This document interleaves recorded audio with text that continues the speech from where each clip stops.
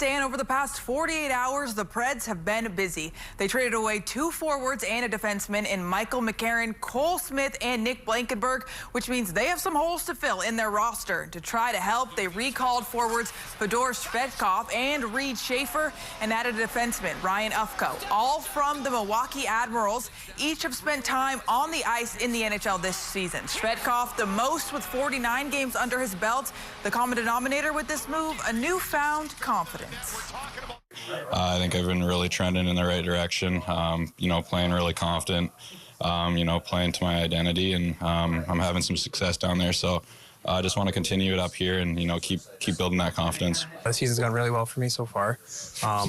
Just playing with a lot of confidence. Last year was my rookie year, so, it was all new to me. I feel like this year I came in a lot more comfortable. Get back my confident game, and I'll bring it there too. So, yeah, I think played well down there. I'm going to play well up there.